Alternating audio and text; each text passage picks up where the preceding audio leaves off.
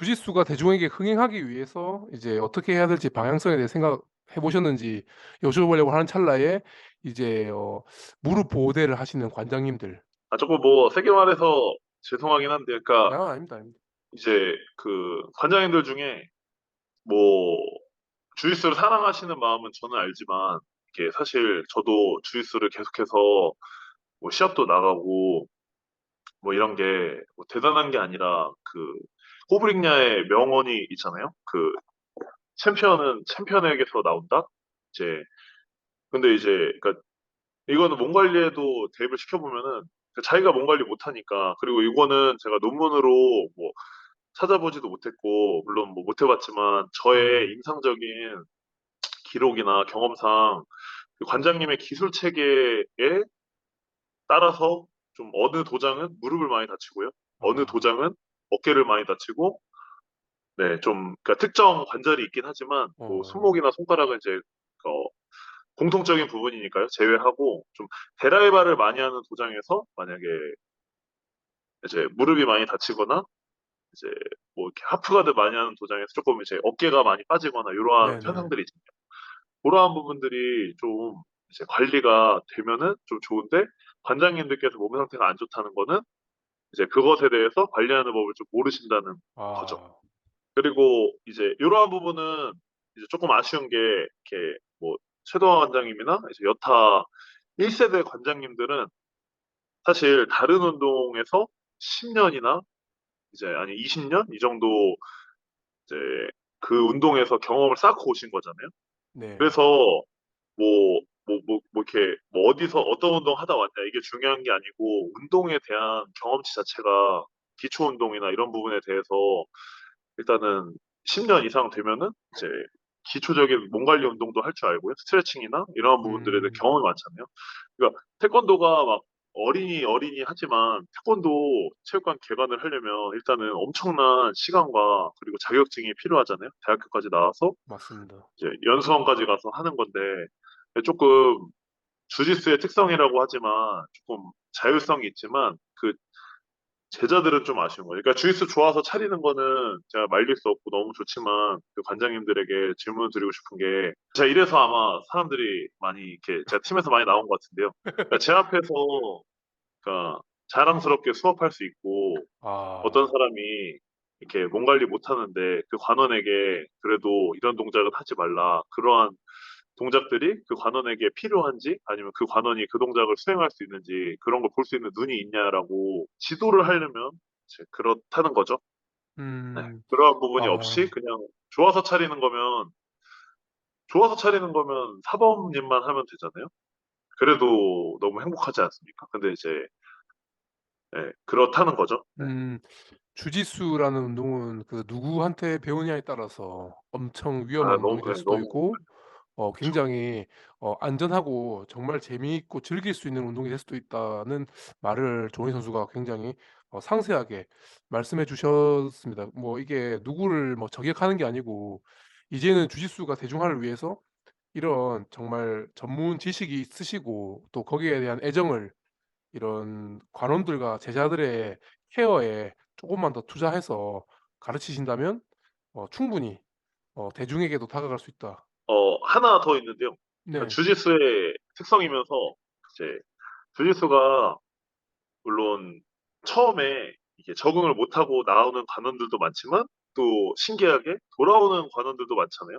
그러니까 이 사람이 주짓수 재미있었나 싶은 사람도 갑자기 와서 맞아요, 주짓수를 맞아요. 즐기고 있는데, 왜냐면 그분들이 이제 다른 운동을 갔다가 오시는 거잖아요. 뭐, 이렇게 네. 뭐 헬스 갔다가 뭐 지겨워서 맞아요. 왔다.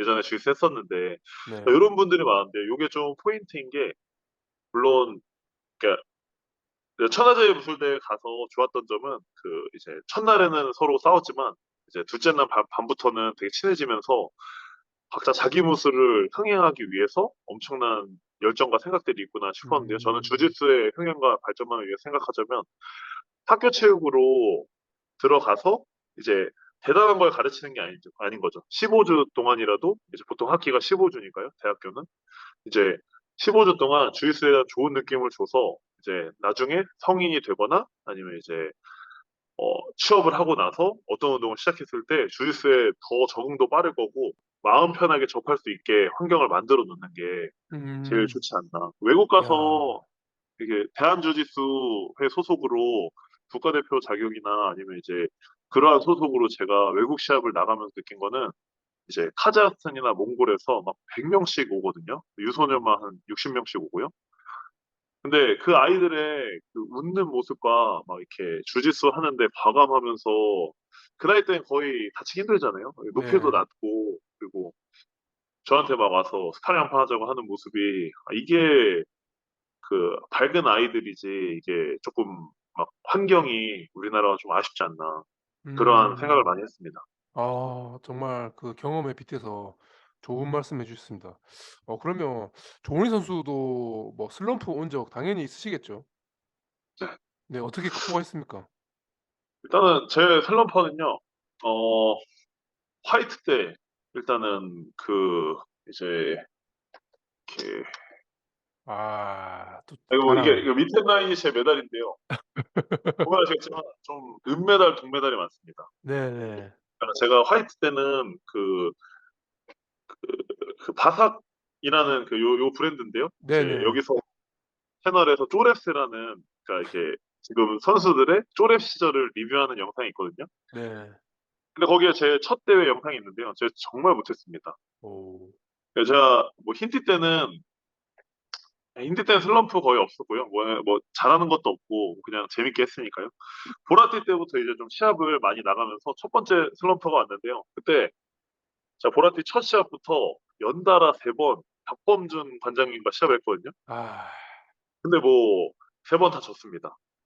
지금 다시 만나고 싶은데 좀 근데 항상 너무 강력하셔서 좀 위험할 것 같은데 강아지 막대. 어쨌든 그렇게 지고 근데 또 그렇게 연달아서 제 기억으로는 일곱 번 졌거든요. 연속으로 퍼플 올라가자마자. 어. 그래서 저는 그때 이게 진짜 나도 뭐 그때 제가 대학교 졸업하고 이제 좀 진로를 선택해야 될 시기라 25, 6살이잖아. 딱 퍼플 벨트. 네. 그래서 주짓수 너무 좋은데 그냥 1년만 하고 뭐 내가 꿈꿨던 경찰 공무원 하러 가든 아니면 뭐 음. 직장을 구해서 주짓수 취미로 하면서 살아보자 하면서 뭐 처음에는 회사도 들어가 봤고요. 3개월 정도 뭐 졸려서 운동을 못 하겠더라고요. 아무튼 그래서 퇴사하고 이제 운동에 1년만 하자 이렇게 해서 하다가 이제 운 좋게 우승을 많이 했죠. 그때 이제 아부다비 월드프로 선발전이었잖아요. 그때는 네. 2015년도인가 6년도인가.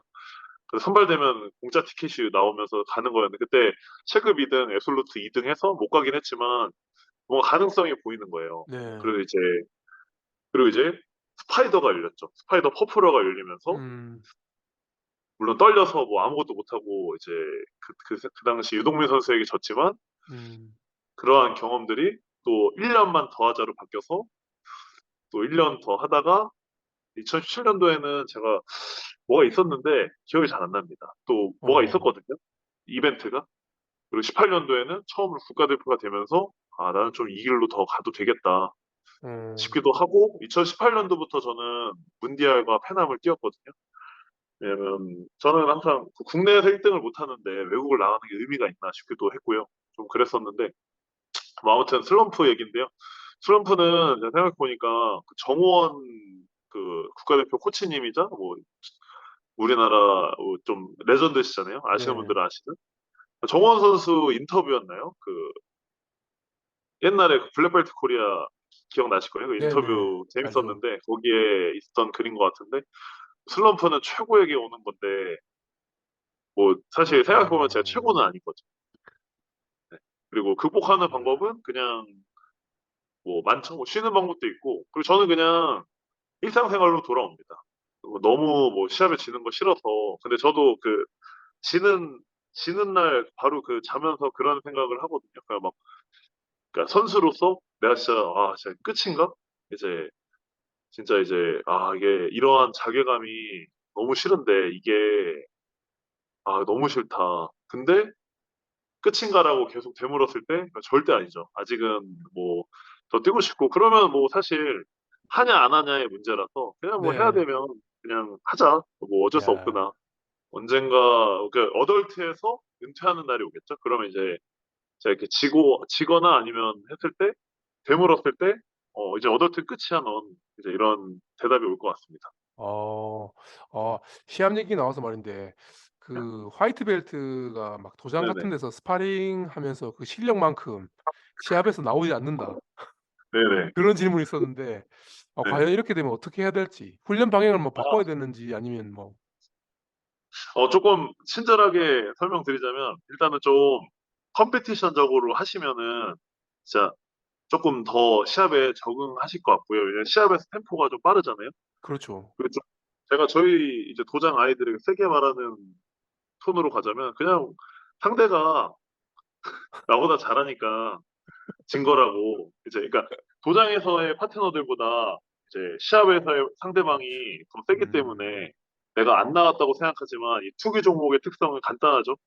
내가 그렇죠. 뭘 해도 상대방보다 세다면 절대 질 수 없습니다. 네. 와 역시. 그냥 뭐 객관적으로 그런 거죠.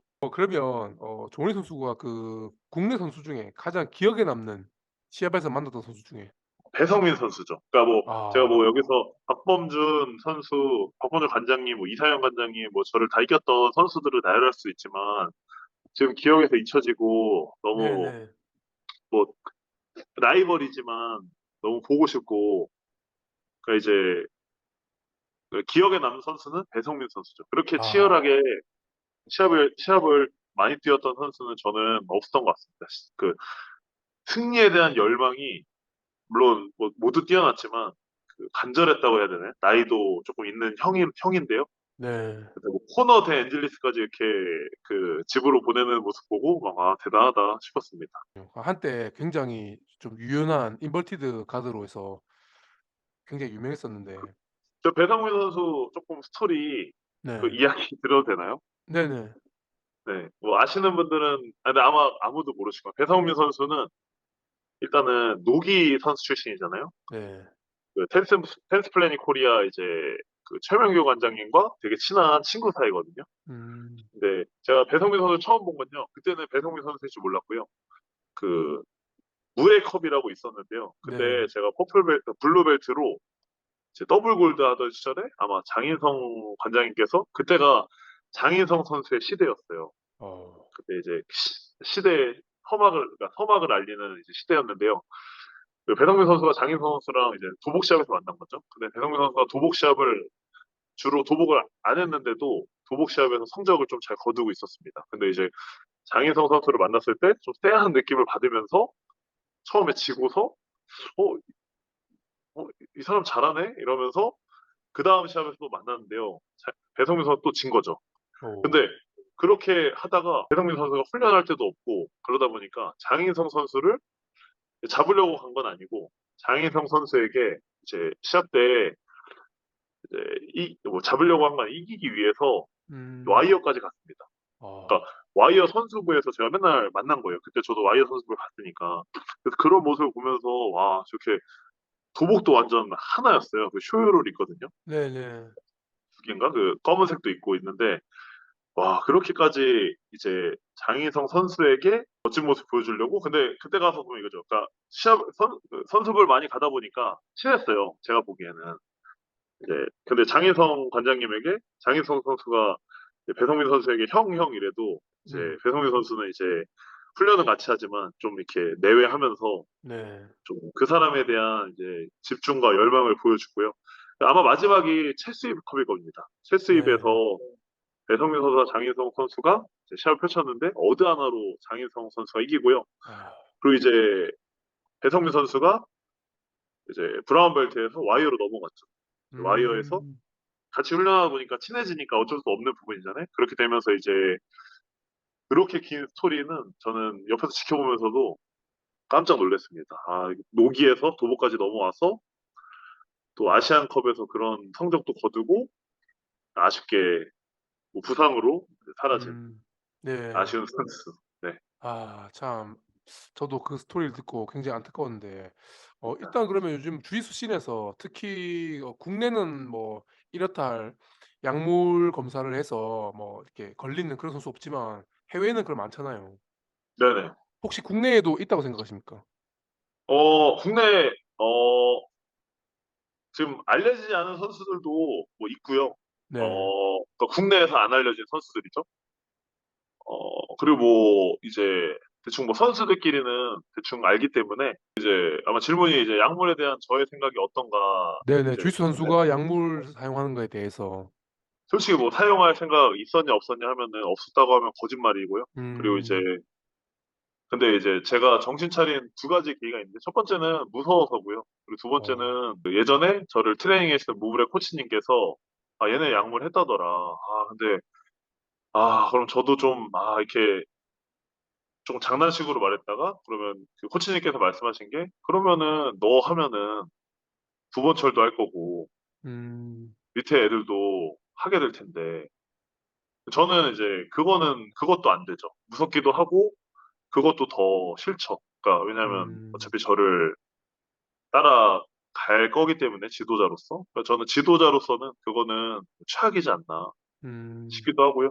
그리고 약물에 대한 생각은 이제는 명확하죠. 제가 안 하고 못 하기 때문에 뭐 신경 안 쓴답니다. 왜냐하면은 물론 뭐 이렇게 너무 강력한 선수에게 지고 저도 이제 스파이더 이비테이셔널을 이제 할 때 스파이더 네. 회원이었어서 이제 그 게스트로 가서 훈련 파트너를 했었거든요. 근데 특정 몇 명 선수들이 너무 세잖아요. 어. 그리고 이제 그 분위기가 있습니다.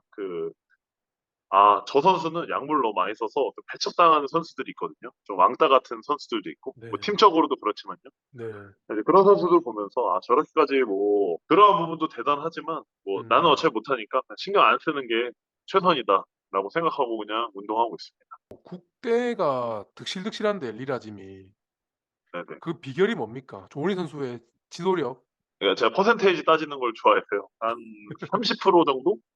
어. 3에서 40% 정도? 그러니까 이 정도는 솔직히 진짜 영향이 네네. 있다고. 구본철 선수는 화이트 이글 할 때부터 함께 했고요.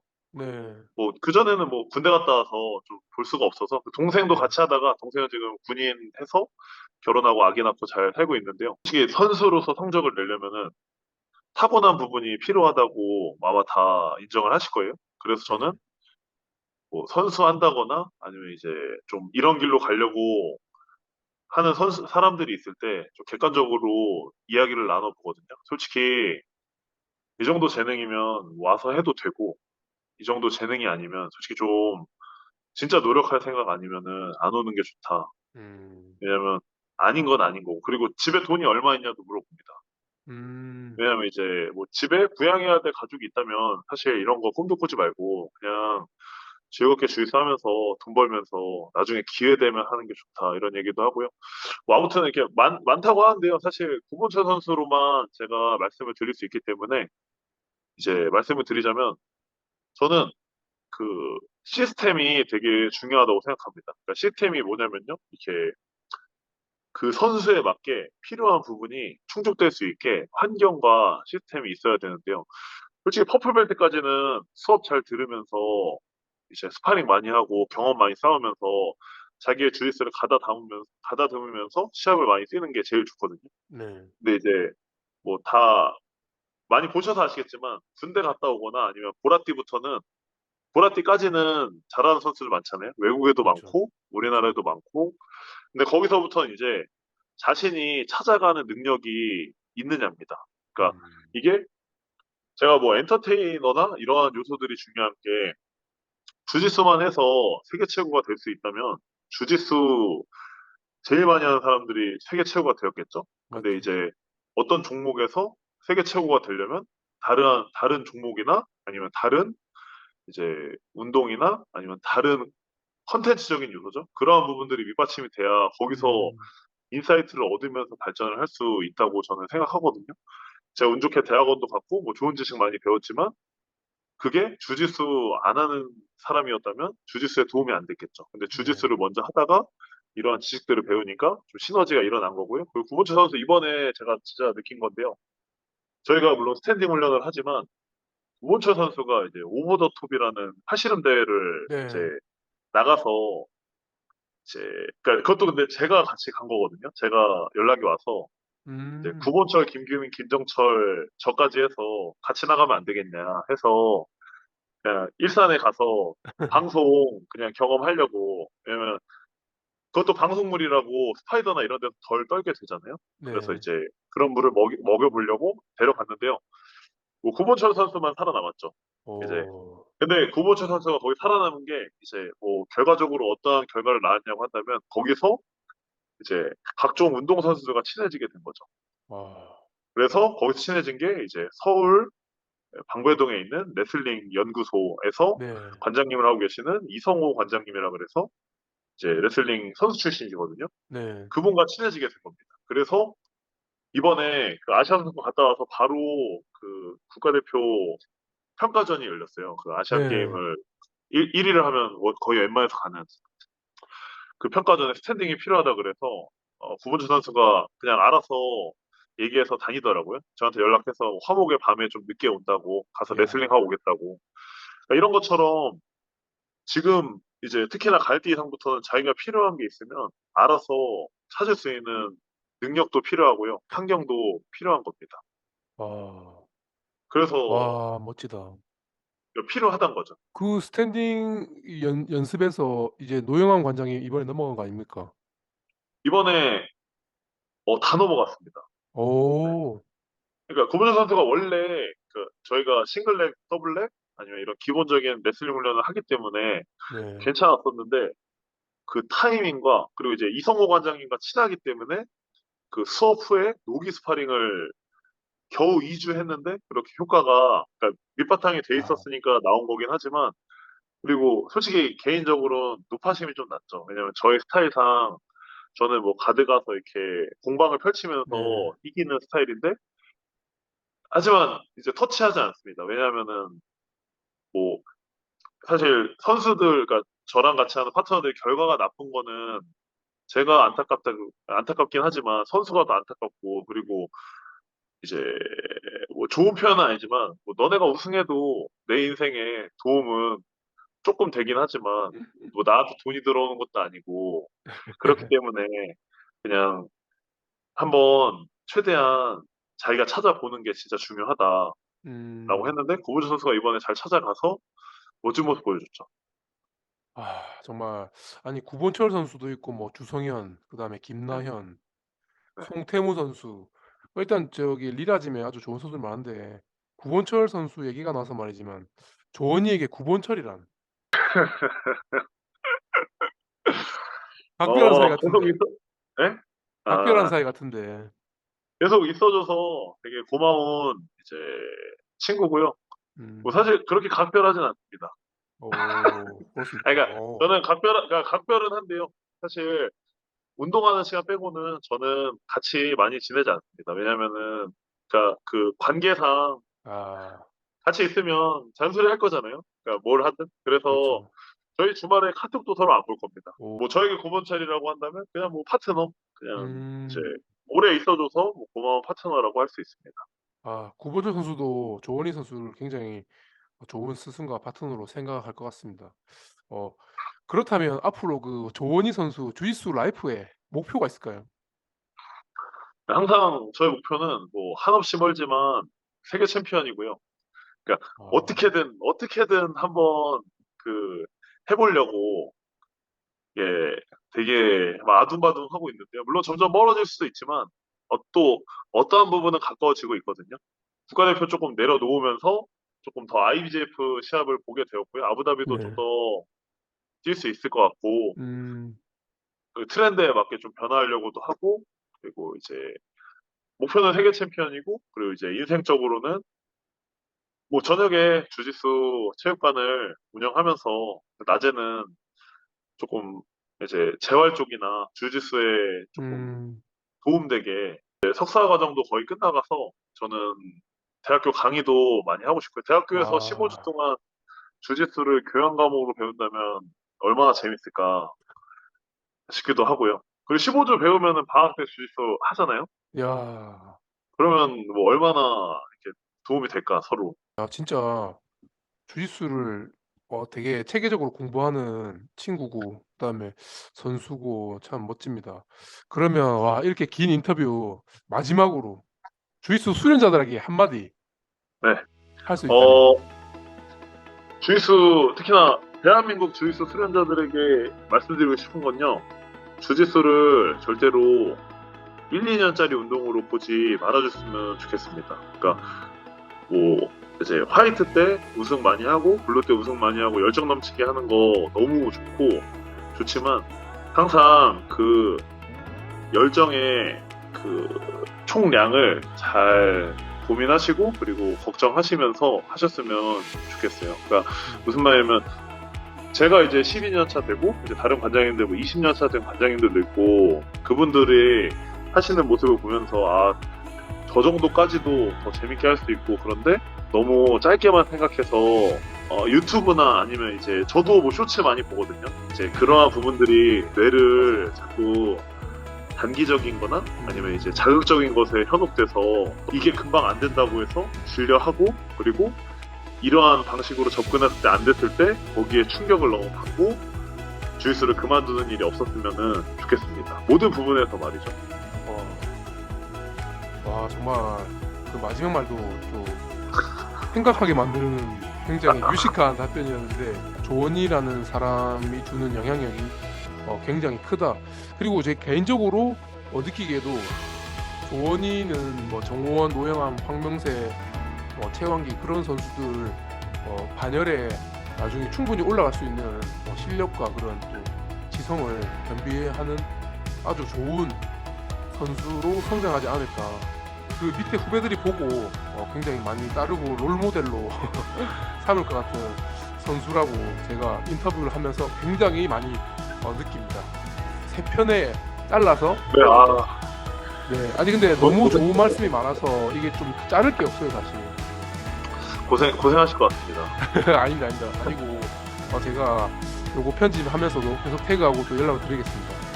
네, 감사합니다. 네 고맙습니다. 제가 또 연락드리겠습니다. 고맙습니다. 네, 네. 들어가세요. 네.